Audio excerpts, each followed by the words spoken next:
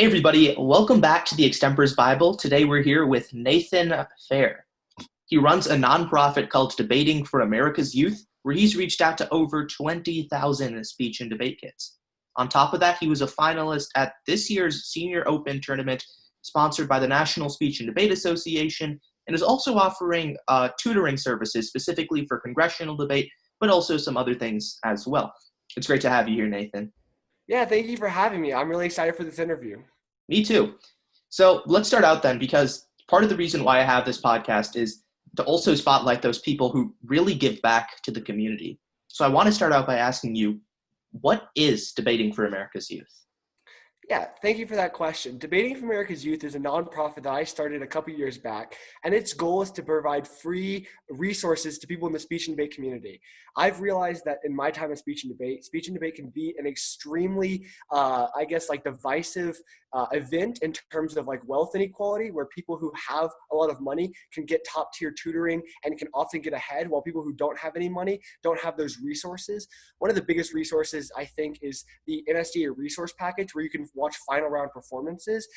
I see there's a petition going on to make those public for everyone, but resources like that makes speech and debate very not equal for everyone in the community. So I interview national champions and people who are successful in speech and debate to try to even that out. So I think that is something that's very important, and I think that's something we should work on in the speech and debate community. I think that the Extempors Bible has a similar mission, and I think that's so awesome. Thank you. And yeah, your mission is super awesome too. I completely agree. And, the speech and debate community is really this microcosm of our more general society. And so a lot of the inequities we see in the real world, they're also there in speech and debate if you just peel behind the cover and you look a little bit deeper. So you also partially answered this in your last answer, but what inspired you then to create Debating for America's Youth? Yeah, I remember going to local tournaments and being so like surprised to see like the divide between like the children in the tournament I was going to. And this is like a local tournament in like North Carolina. But I could see the people who went to the more affluent schools had more of the resources, had the coaches, had the prep, while the kids who did not really have the same ability to succeed. And I thought that was kind of crazy. I also like love this activity more than I should. Like I have an obsession with it. And so like I'm constantly checking up on like national champions and stuff like that. And I was like, why don't I just turn this obsession into something that's going to help people instead of just like, admiring these national champions? Why don't I talk to them and post some free resource on YouTube? I think that it was kind of a mix between that, my passion for the activity and my interest in it, and also wanting to help people who do not have the same advantages that I did. Totally. That's super awesome. And I mean, thank you for doing that. A lot of people have obviously watched their videos and they also appreciate what you're doing. Oh, yeah. Was there ever like a point then along this process? Because I assume you didn't start by creating this as a nonprofit. That was something that happened more in the middle. So then, like, was there ever a point then where you realized that this had the potential to be big? I don't know. I did not think it would get as big as it is right now. I have like 400 subscribers on YouTube, which is something that's crazy. And like, I was watching a famous YouTuber talk about like subscribers, and it was kind of like you can never really like think about like if they're all in one place, like looking at all of them, but like posting videos is kind of a different way. But no, I did not think it would get this big. It actually started out, it was one summer I just picked up my phone and set behind an American flag, and I just took videos, and I was getting like 2 views. It was nothing crazy. And I really didn't think it would get this big, but it's been really fun. And I think an experience in how to grow a company and to reach people in terms of marketing, I think it's been a really good experience, not just in speech and debate, but also in learning how to run a business. Yeah, completely agree. It's hard to like think about those numbers like 400 and what that actually looks like. But if you saw 400 people, like let's say at a tournament, that would be a huge speech and debate tournament. So Yeah. that's really amazing that you're reaching out to it. Now, you also mentioned that you're a registered nonprofit. So can you just elaborate on that process and what it took to register yourself as a nonprofit? Yeah, so the first thing, this is something that I think a lot of people should know, because I tried to do this and I had to like learn this process by myself. There wasn't a bunch of resources. So what you first have to do is you have to register your name with the Secretary of State. So you just go to whatever state you're in, the Secretary of State's website, and they'll have all the forms. So you register the name you want, and then you can register as a nonprofit organization. And then after that, becomes like the whole, like you can register as a 501c3, but you have to like do tax forms. And unless you're actively making money, I would recommend you not go through the 501c3 route. Just stick with the nonprofit organization. And then when you start making money, you can start, getting tax write-offs and stuff like that. So I just have it as an organization right now, but it's been, I think it's been a really cool opportunity. Yeah, it's really useful to know how to like register as a nonprofit organization too for future experiences. So have you tried any fundraising by yourself then for speech and debate through Debating for America's Youth? I've thought about trying to do fundraising. I think as a service, my nonprofit works better. Some of the services that are not online that I've done is I've actually gone in and taught elementary school classes with gifted and talented teachers in local schools. I've done some free middle school tutoring one-on-one, and I've also was like a high school teacher in my high school debate class. So I think that like I think there's a lot of awesome speech and debate fundraising activities that are going on currently, especially with the whole Justice for Floyd thing. I think I've seen some great like fundraising activities in the speech and debate community, but I think that my gifts are better and services currently. I might expand into more of a fundraising aspect, but right now I'm going to focus on services. Totally. Going back to an earlier point, we talked about how at that one point you realized, hey, this channel could be huge.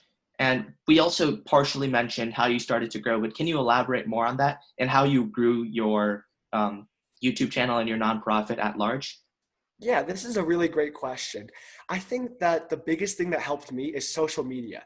I think that some people in my life are more skeptical of social media, but I think if you utilize your time on there, it can be hugely, like, it can be great, right? Like, for example, I started communicating with the host of this podcast through Instagram direct messages. I think that that's one of the greatest ways. People ask, well, like, how do you reach out to these, like, these national champions? Because I don't run in the same circles as them. And it's honestly through direct message on Instagram, because almost every child is on Instagram. And it's a great way to reach out to them without some sort of finding out their address or finding out their email. It's a great like public domain. I think that the biggest thing I did was I followed people who followed the National Speech and Debate Association on Instagram. I followed their accounts. So then they were able to see mine. I also used hashtags such as speech and debate to kind of get out there. And I also used bigger names in the speech and debate community that are bigger than my own name. So then people would click on it for them and then realize that there's other resources out there that I've been posting. So I think that's kind of the culmination of it. And I think some people are scared to start like putting out resources because I also heard it put by another YouTuber that people focus, there's two things you need to focus on when you're making content. It's the kind of content you're making and then how to reach people. And most people only think about how to reach people, but if you're making good content, you could like focus on reaching people later. That's what I've been trying to focus on, making good content and then reaching people later. But I think that using social media is really key. And then using good thumbnails on YouTube has really helped me as well. Solid advice. And I remember the way that I actually got in contact with you originally was I reached out and I asked you, hey, how can I grow my own podcast? And so I followed a lot of the advice that you said, and I grew my own social media presence, and today I have 350 followers, all because of you. So yeah, thank you. It's very helpful, your advice. Well, thank you. Yeah. Now, who have you interviewed? Because you've talked about a lot of these people. Can you elaborate on some of them? Yeah, so I've interviewed, oh my goodness, I don't even know if I can remember all of them. I've interviewed a lot of people. Jake Wallach, the 2016 Humorous Interpretation National Champion. Hunter Brown, the National Champion in the House in 2019. Jawar, the 2019 National Champion in the Senate. I've interviewed, going back, I've interviewed Genevieve Cox, who was the TOC runner-up in congressional debate. I've interviewed Isaac Applebaum, who is a Harvard finalist in congressional debate. Then in other events, I've interviewed, I've interviewed all the way from the 2016 to the 2018 Humorous Interpretation National Champions, which was pretty cool. So Taylor Hedrick, then as I said, Jake Wallach, and that was really cool. And then I've also interviewed, I'm trying to think of other events. The POI 2019 National Champion, that was really cool because she had such a great message behind her performance. And yeah, I mean, you could check them all out. I actually have a list, like a playlist of all the national champion interviews I've done. And so I don't know if we could put it at the below this video or whatever, but you should definitely check it out. It shows all of the national champions I've interviewed over my time on my nonprofit. Totally. And if people are interested, that's on your YouTube channel too, right? Debating for America's Youth. Yes. Awesome. Now, during all of these interviews where you yourself said you've interviewed all of these people, what's been the core theme you've seen that makes these people so successful in speech and debate? That's a really great question, actually.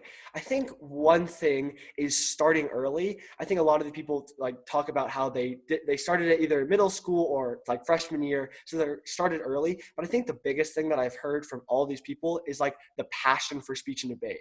I think a lot of people, if you go into speech and debate looking for trophies or medals, I think you're going to be sorely disappointed. I think that you got to go in there looking for to get better, and also you gotta have love the activity. I think every person has talked about like a misconception that they see is people trying to like win trophies or stuff like that. But I think it's just the passion for the activity, and then that's what helps you win national championships. Yep, passion first, and the trophies will follow. I think that's really great advice. Mm-hmm. And so, passion really isn't something that you can build either, right? It comes from this internal motivation. Mm-hmm. On that note then, what were these national champions' practice routines like?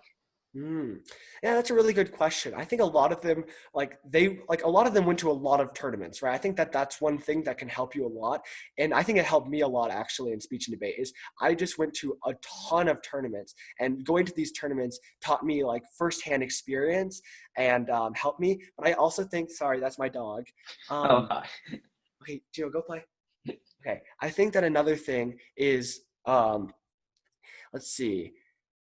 They talked about giving a bunch of speeches. They also talked about running drills. I think in congressional debate, a good thing that I actually learned from a finalist at the NSDA national tournament for congressional debate is fluency drills. So you run your speech until you have a fluency break. I think that'll be a great thing for extemp as well, is running your speech until you have a fluency break and then restarting your speech. Just running it over and over and over until you can give a speech fluently without the filler words or the stutters. I think that's something that can really help people. And I've heard from national champions. Yeah.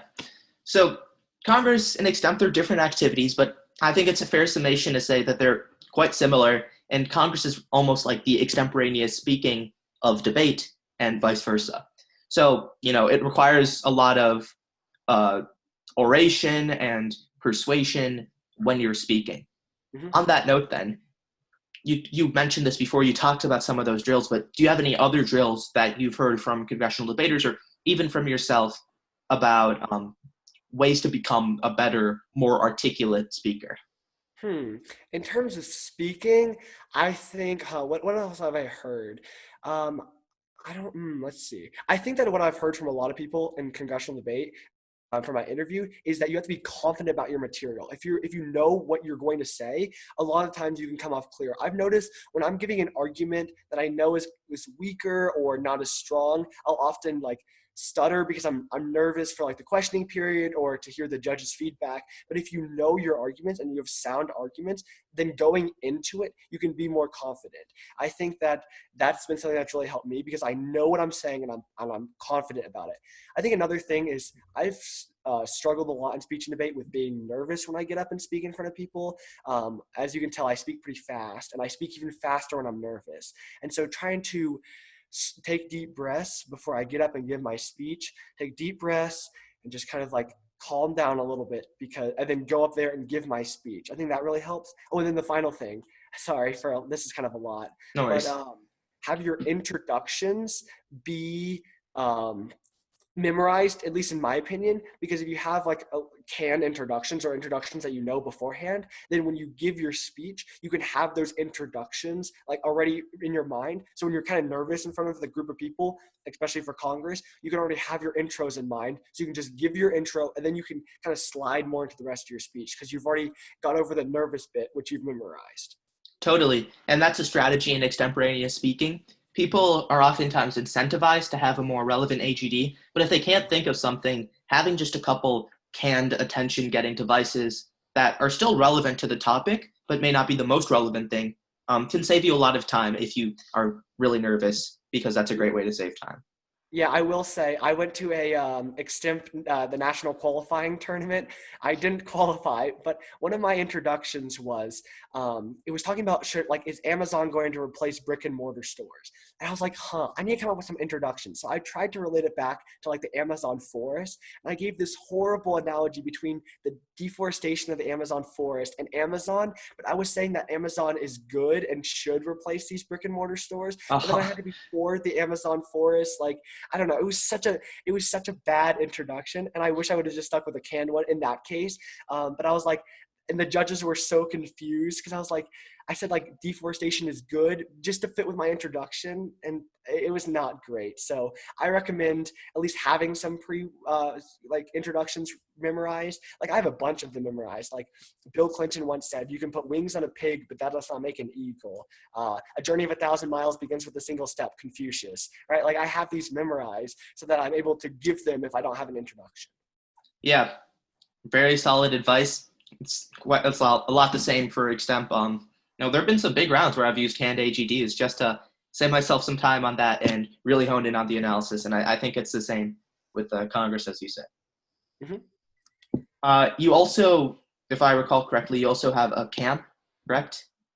That you're part of? So I was promoting the camp. I wasn't really working for the camp, but they offered a deal to me for the people who are my fans, and they said that you can get $25 off the camp. And I'm not sure if late registration. I'm pretty sure it just ended, so I don't think you can sign up for the camp. But yeah, it was actually a really cool camp. It worked with a lot of people who I've interviewed, which is one of the reasons why I was super keen on doing it. So it was Hunter Brown, who I've interviewed before, Rohit Jawar, who I've interviewed before, like people who I've worked with in the past. Oh, Nick DeVito. I forgot about him. Nicholas DeVito. I've interviewed him, and he's also at the camp. So a lot of people who I've worked with in the past are like national champions who can, help people in congressional debate. I thought it was a really cool resource, so I helped them promote it. And so it wasn't my camp. I hope to work with like debate camps in the future. I'm not sure which camps, but I'm really hoping that next summer I'll be able to work directly as a coach or a tutor in one of the camps. Yeah.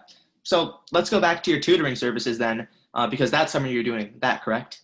Is Mm-hmm. there like a specific way that people can sign up for that if that's something that interests them? Yeah, of course. I actually have a website. It's called nathanfairtutoring.weebly.com, or you can just email me at natezfair@gmail.com. If you just email me, we can set up like times and pricing and dates and all that. And I would love to work with you. I've just briefly, really quickly, I've done congressional debate, I've done extemporaneous speaking, and I've done public forum at tournaments. But in addition to that, I've worked in the classroom with every single event that you can think of, and I've interviewed national champions in most of the events. So I have experience with those, but if you want like specialized like tutoring, I would recommend congressional debate with me. Awesome. Yeah. Yeah. All right. So let's talk about then going back to your nonprofit and debating for America's youth. So we talked about the fact that, oftentimes you had to reach out to these people and request them for an interview. What was that process like? Was it harrowing at all? How did that work when you were setting up things? And especially when you were getting your camp off the ground, how did you explain that to people who you may not have known? That's really interesting. Yeah. In the beginning, it was really nerve wracking, and I didn't think I was going to get anyone. I remember so I have a friend, his name is Christopher Vanderpool, and he runs a Instagram account called People of Speech and Debate, where he pretty much reaches out to people in speech and debate, and they can post some photos of themselves and like give a little backstory to meet other people in the speech and debate community. And I remember he got Taylor Hedrick, the national champion for 2018 in humorous interpretation. And I was like, holy cow, right? Like that's crazy. And so I was like, okay. So then I reached out to her. I was like, hey, I saw you did People of Speech and Debate. It would be awesome if, I could interview you. And I interviewed my friend Christopher Vanderpool as well in the past, but I was like, this is the first time I'm going like big leagues, right? And I was so nervous, and she was so kind. And I'll tell you this, my first interview sucked, like really badly sucked, because I didn't have enough questions, and she was just sitting there, and I was like, I ran out of questions. I'm so sorry. And she's like, no, it's fine. And she's literally the kindest person on earth, and she helped me so much with that. But it was really nerve-wracking and it was really hard. But I think that like the more interviews I did, the more comfortable I became. And I learned have a list of questions beforehand. And then also in the beginning, I stuck to my script like way too much. I just asked the questions and just jumped between question to question. I don't think that's good. I think what you're doing as an interviewer is actually spectacular. You're asking like follow-up questions to what I'm saying, and you're like actively listening and like adding like good, insightful questions. So I think that that's the way you should interview, but I think it takes a lot of practice to get that good, or maybe you're just a natural, but I think that you're amazing at interviewing. Thank you. Yeah, no, if you go back to my first interview, it was also pretty awkward. And that was something I had to work on and just make sure that the conversation flowed. Piece of advice for that, watch Hot Ones with Sean Evans. Great interviewer. So that's always super helpful. Okay, next bit of thing, I always like to do this when I'm interviewing people, is ask them personally, what are the 3 best pieces of advice? And preferably, could you make this more applicable to like general tips so it can apply to extemporaneous speaking as well? That's a really good question. So the 3 pieces of advice I would give is first is claim, warrant, data, impact. The way you structure your arguments is very important. I think in extemporaneous speech, a lot of people get really nervous and can't figure out what to say during their speech. And I'll tell you that I've gotten nervous when I've been doing extemp before, and like I don't know what to say. I don't know how to fill up my time. But having a very structured way of like laying out your argument is good. So then you can, instead of just having to think about how am I going to structure the speech, is you have your 2 arguments, and then you can just insert like things that you can think of into the different claim, warrant, data, impact. I think that that's very good. And especially in congressional debate, there's a lot of extemporaneous speaking involved with it. And having that structure is very, very key. I think that another piece of advice I would give, and I gave this one before, is just the breathing. I think that taking a deep breath and calming down, and especially just being confident about yourself going into a speech. Like I think the term "fake it till you make it" I think really applies to speaking in any aspect. I talked to someone who placed 2nd in the state in North Carolina for congressional debate, and I told her, "Oh my gosh, you were so good." And she was like, "Oh, I was so nervous. Did I do a good job?" Like she was so unsure, but she did such a great job, and she got 2nd in the state in North Carolina. And I think that like strategy of like, even if you're feeling really nervous inside, so is most people, and just like projecting confidence will like help you internally, but also show the judges you're confident about your points. And I think that the last point is I think it's to find unique arguments. I've seen this a lot when I've been watching like national champions like give their speeches and like a lot of different events. And I think that this is like Genevieve Cox, especially. I've been watching her stuff. She's a current junior, but she does like so amazing against all these senior like debaters, but she always has the most unique points I've never heard of before in her speech. And so the judges, like she stands out to the judges' eyes. And the same thing works for extemp. If you have unique points and you're able to draw in stuff that the judges haven't heard before or have not been brought up yet, then you will stand out in the round. So I think that uniqueness, confidence, and deep breathing, and also having a clear way to lay out your arguments is the best way to go. Yeah, completely agree. And well, I got through all the questions I wanted to. I think this conversation has got into its sort of like natural resting point, but I want to give you an opportunity just in case you have anything else you want to say. So is there anything else you want to add or touch up on? Well, I just made my goodbye speech and debate Instagram post last night, and it got me thinking, like, this activity has meant so much to me. So if you're watching this and you're like, I don't know, maybe you got to a point where you're having trouble with your like your debate team, or you're having trouble like, I don't know, having like, I guess, motivation to keep going in speech and debate, I just want to say that this activity has helped me so incredibly much, not just in speech and debate, but like in every area that I've like done in life. Like, for example, school projects, so much easier now that I have speech and debate. I rarely prepare for school projects. I can just give them, right? In activities such as like college applications, having speech and debate experience and wins helped me a lot on that process. I mean, in any area, it's really helped me. So if you're thinking, should I still do it? Continue doing it. It's a great activity and it's helped me so much. And I think that even if you don't have very much money to spend on like private tutoring with me or other debate camps, just go for the free resource like this podcast, like the camp that's being held through this podcast, like things like that. There are resources for you to grow, even if you don't have a ton of money or if have a ton of like experience in speech and debate. Stick with it. It's so rewarding. Awesome. Well, thank you so much, dude. This is Nathan Fair. Check out his YouTube channel, Debating for America's Youth. go to his website, sign up for those individual one-on-one sessions, get better at congressional debate or whatever else you want to get better at. And yeah, thanks for being on the podcast, man. Well, thank you so much. And as I said before, I'm being completely honest. You have like a great questioning style, and I really enjoy the way that you do interviews. I don't know, you have great podcasting voice also. So great questions, great podcasting voice. You're going to go far. Definitely everyone. I'm going to send everyone from my channels to go check out yours because this is so awesome. Thank you. And I'll do the same.